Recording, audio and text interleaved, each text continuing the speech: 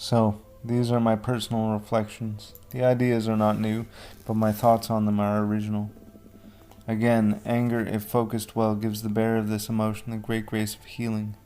Anger in and of itself is not an evil emotion. It can be utilized in sinful ways, but the emotion itself is a very natural response.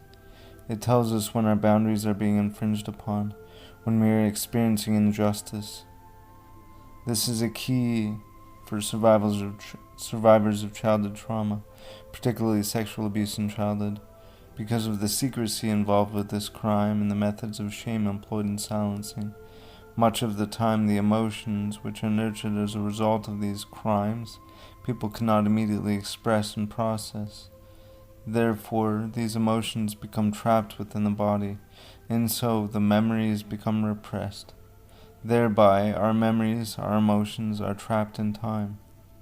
These emotions, these memories, though we do not remember them, will still have a weighty influence on our behavior, our attitude, and our beliefs.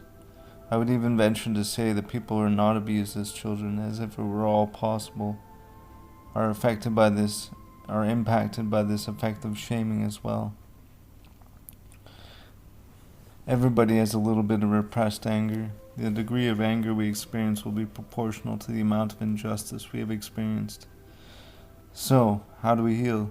Well, it is a process. I have to admit that for years I believed that it was a lifelong journey towards healing. It's not. It truly is not. Jesus can provide the healing as quickly as a blink of an eye.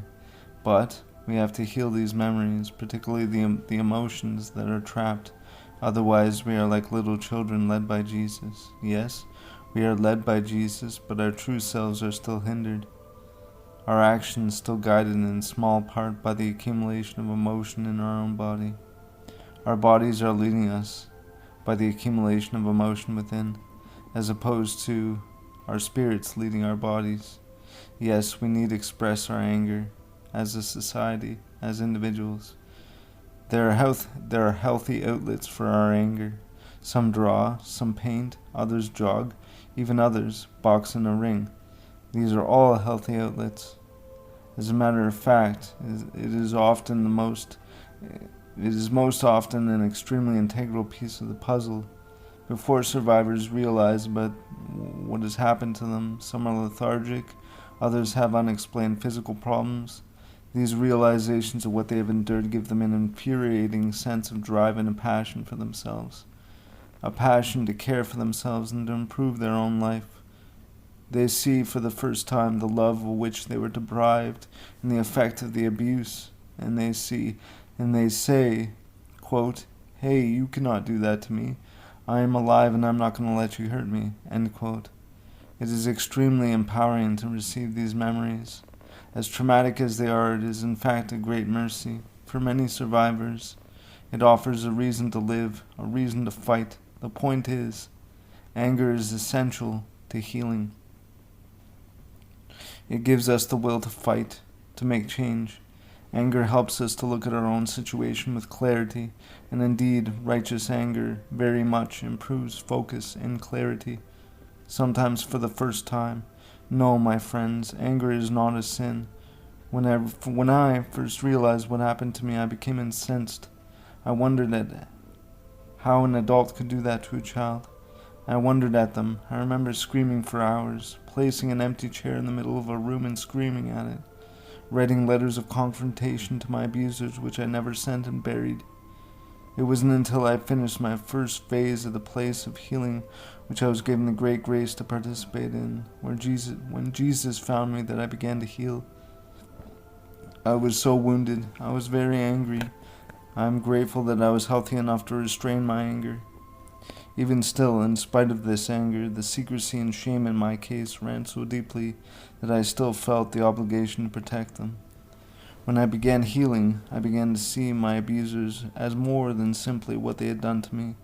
I began to see them through a bigger lens, and especially, I began to wonder, quite probably, at what they themselves must have endured to think that it was normal, to think that this is what love was, to think that this was what love truly was. After a while, after healing, I started to fast. I started to work out. I ate simply vegetables and water. I was reading the Bible hours a day. Then I started having realizations about how I myself have affected others in my life. All of a sudden, my rhetorical question of how can an adult do that to another person came tumbling down and became unrhetorical. This, my friends, is a mercy. It is indeed a mercy to have the knowledge within ourselves of knowing your potential to both hurt and to be hurt. It is blinding to live thinking your actions have no effect on other people.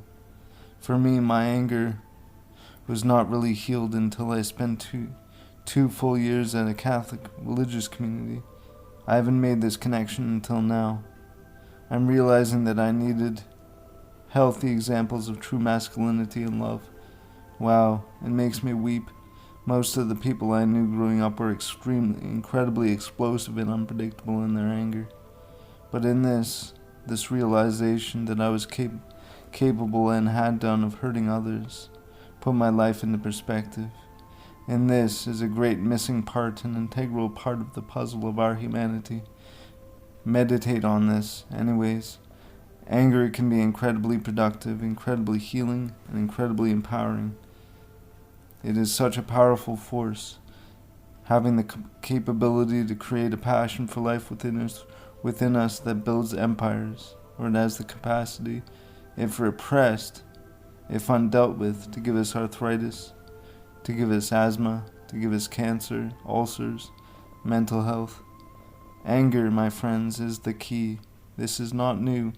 Common sense is rarely learned in a book. For me, this is like learning spelling in kindergarten. I can say it all I want. I have never had the opportunity to express the repressed emotions in my body because of the secrecy in my case. Like I said, without truth, I can forgive, I cannot heal. Truth is also an integral part of healing, but not necessary in all cases. You see the change in me. You see how I have dropped almost simultaneously and immediately every single coping mechanism I developed that was sinful. I trust in Jesus and cast upon him every emotion of my body. If anything, I want you, my survivor brothers and sisters, in brackets, the world, end brackets, to know that healing is most certainly possible. It is certainly and most wonderfully attainable. Jesus